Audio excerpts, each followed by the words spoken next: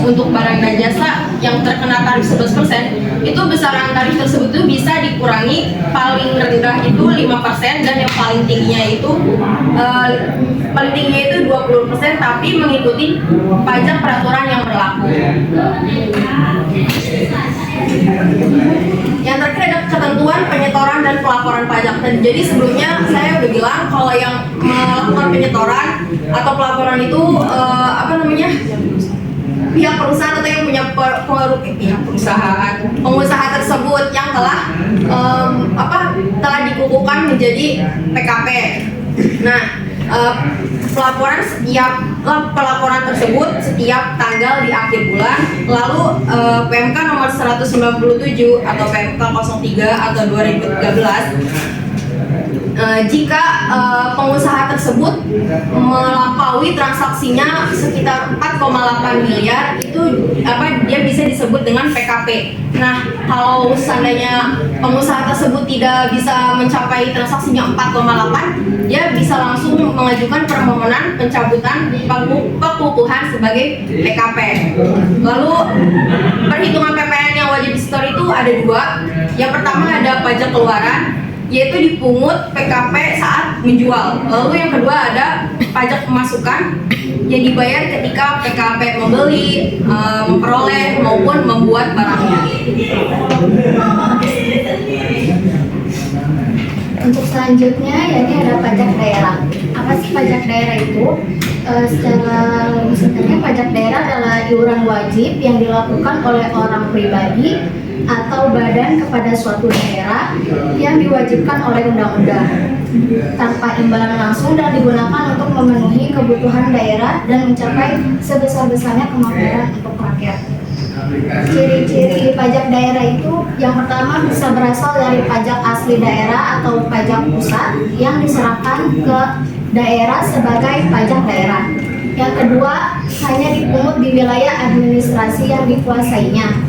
Yang ketiga, digunakan untuk membiayai urusan atau pengeluaran untuk pembangunan dan pemerintahan daerah. Yang keempat, dipungut berdasarkan peraturan daerah atau perda dan undang-undang sehingga pajaknya dapat dipaksakan kepada subjek pajaknya. Adapun jenis-jenis pajak daerah, yang pertama pajak kendaraan bermotor dan kendaraan di atas air. Yang kedua ada pajak bea balik nama kendaraan bermotor atau BBNKB. Yang ketiga ada pajak bahan bakar kendaraan bermotor PBBKB. Yang keempat ada pajak pengambilan dan pemanfaatan air bawah tanah, dan yang kelima ada pajak pokok. Pajak sendiri juga dibagi menjadi dua, yakni pajak kabupaten atau kota. Yang pertama pajak kabupaten dan kota yakni pajak hotel, pajak restoran, pajak hiburan, pajak reklame, pajak bumi dan bangunan perdesaan dan perkantoran.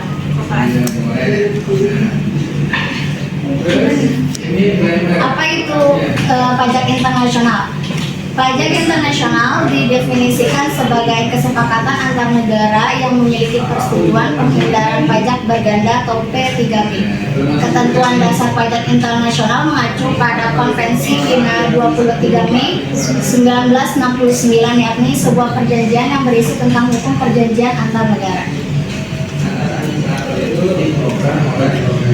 Pajak internasional mengatur kepada dua hal. Yang pertama, pemajakan subjek pajak dalam negeri yang mendapatkan penghasilan dari sumber di luar negeri. Yang kedua ada pemajakan subjek pajak luar negeri yang menerima dan mendapatkan penghasilan dari sumber di dalam negeri.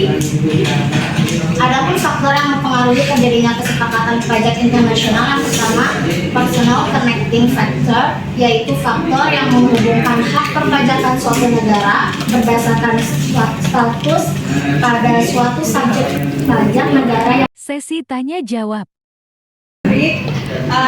Saya ingin bertanya, tadi kan ada di pajak internasional kan ada penghindaran pajak berganda atau apa PNBP. Nah, gimana sih Indonesia mengatasi penghindaran pajak berganda itu sendiri? Gimana? Saya Melia Zahra, saya mau bertanya. Di sini kan kita membahas tentang sistem perpajakan Indonesia ya. Nah, jadi di negara kita ini untuk sistem perpajakan ini udah benar-benar menyeluruh ke seluruh daerah atau hanya untuk tempat-tempat tertentu saja sih? Sekian, terima kasih.